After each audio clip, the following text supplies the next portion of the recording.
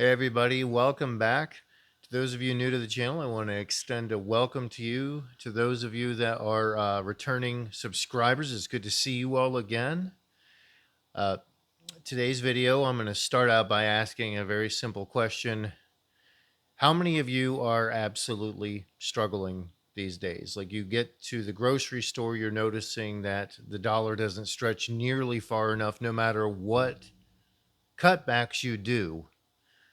You're pretty much stuck in a position where you're never going to be able to financially bridge beyond it. You're just not going to be able to survive this really much longer. And I'm asking this question because in my feed, in a lot of the things that people send me, I'm encountering nurses, police officers, teachers, people that have been working as managers at different establishments, all sorts of different people that have been steadily working for years are now writing, posting, blogging about just the fact that everything is spiraling completely out of reach. Now, it might feel like, well, you're just complaining. You're just complaining about all of this. You should just stop talking about it, stop shedding light on it, stop pointing out what's going on because it makes people feel uncomfortable. They feel like they can't just drift off and feel like they're distracted by everything. But the problem with that way of thinking is it eventually comes up to bite you. It sneaks up on you, and eventually you find out that all of this has outpaced you and overcome your life as well. Simply because you buried your head in the sand doesn't mean that it went away. So it's important to face this. It really is.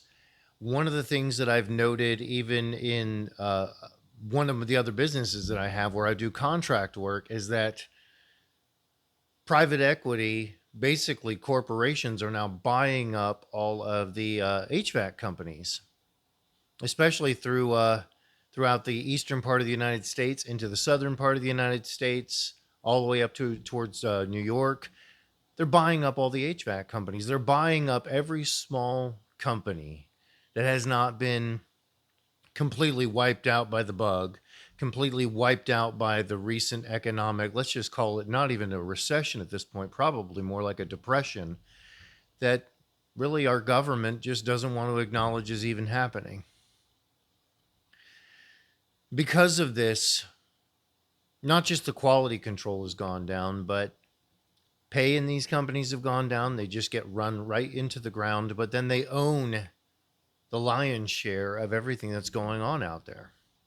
So it isn't just housing. It isn't just bigger companies. Now they're buying up all the smaller companies. It really begins to beg the question at some point, when is enough enough and what can be done about it? I mean, really, the only way to do it would be to enforce some form of law to stop private equity from overreaching into all these different areas and basically forming a monopoly in a way where they just dodge the rules and definition of a monopoly by owning enough of everything to where effectively it is all under the control of one very large entity.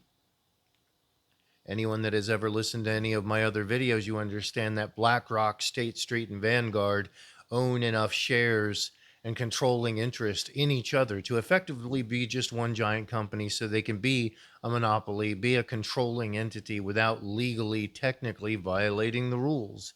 And they just keep gaining power. Most of the private equity buying up the businesses that I described and the homes that I described are connected back to those three major entities. They have controlling interests in all of that. These are just smaller subsidiary branches of a huge organism. But then what do we do about it?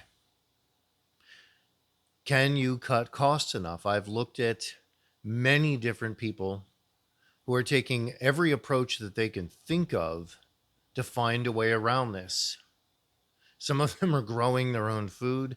Many of them are shrinking down to places like I've done. Like I was in a much bigger house several years ago and kind of sensing the shift of the landscape out there, especially economically. I was just like, look, I need to cut my debt and fast. I need to get rid of all of that as much as I can and try and do what I can to prepare myself.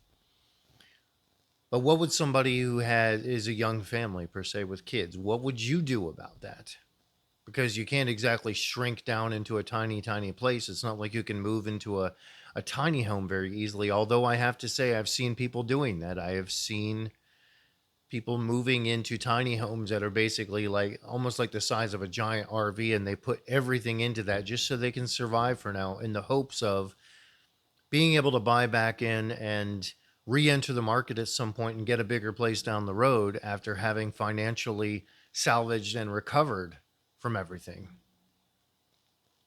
I am interested to hear what your takes are on this. One of the other things that I've also noticed too is that it seems like, and I'd love to hear your take on this as well, the electricity, the water, all of our basic amenities, all of our services that we have to us have now been, in many ways, leveraged against us. People are now paying so much for electricity in certain states that they're just basically, it's like paying another mortgage payment. It's absolutely astronomical and out of control. And I keep hearing about this more and more. I myself have solar panels, and I have a separate setup so that I can pull them into a battery bank and use the power from that.